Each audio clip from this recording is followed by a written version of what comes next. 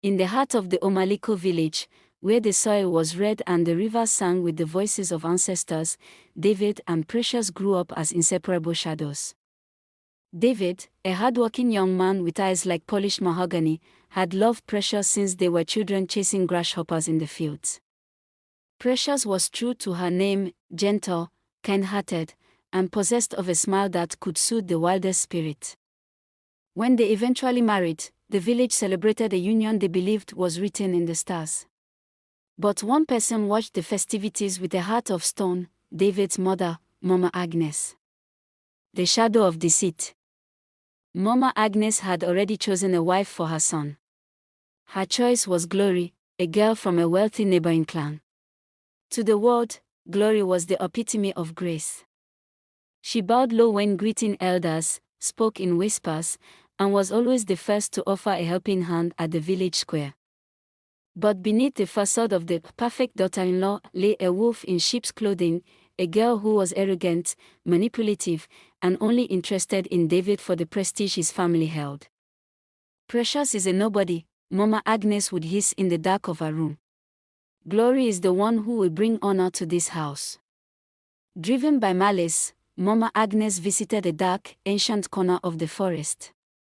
There, she performed a ritual, tying a symbolic knot with a piece of Precious's wrapper and sealing it inside a tiny, soot-covered clay pot.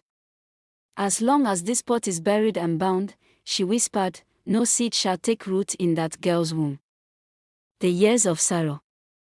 The first time Precious took in, the joy in David's house was short-lived. Within 2 months, she woke up to the searing pain of a miscarriage.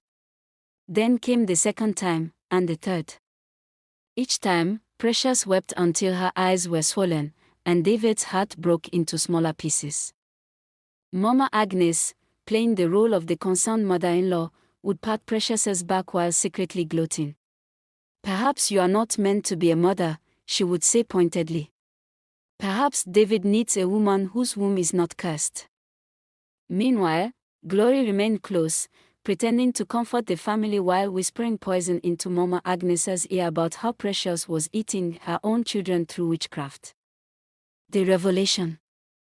Desperate for a solution, David decided they should visit his father, Pastor Samuel, who lived in a distant town. Pastor Samuel was a man of deep prayer and discernment. Mama Agnes insisted on joining them, fearing what might happen if she stayed behind. On a quiet Sunday afternoon at the parsonage, a young boy named Samuel Jr., a relative known in the congregation for having a prophetic spirit, stopped playing with his toys. He walked into the living room where the family sat and pointed a small, trembling finger at Mama Agnes. "Grandmother," the boy said, his voice sounding older than his years. "Why is there a little black pot in your bag? Why are 3 small birds crying inside it, unable to fly?" The room went deathly silent. David looked at his mother, then at the boy. Pastor Samuel stood up, his face etched with gravity. "The Spirit of God is speaking," the pastor declared. "Whatever is hidden must be brought to light." The breaking of the yoke. As Pastor Samuel began to pray, a heavy, spiritual atmosphere filled the room. Mama Agnes began to shake uncontrollably. The power of the Holy Spirit hit her like a physical wave. She fell to her knees, screaming about the pot buried beneath the ancient Iroko tree in the village and the one she carried in spirit. "I tied her," she confessed, her voice cracking. "I tied Precious's womb because I wanted Glory to take her place.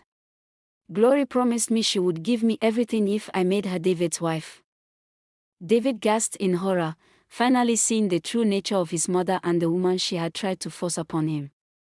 Pastor Samuel continued to pray until the spiritual chains were shattered.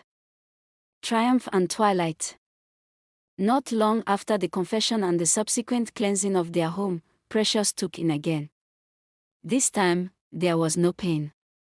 There was only life.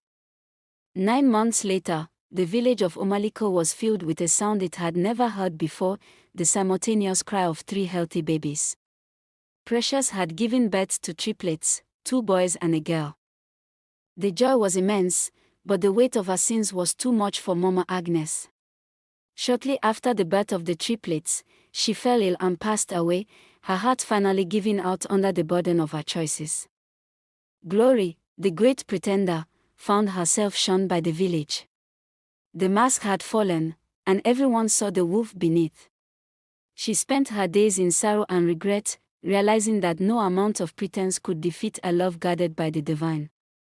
Jubilation returned to David and Precious's home, a house once silent now filled with the laughter of children and a love that had survived the fire.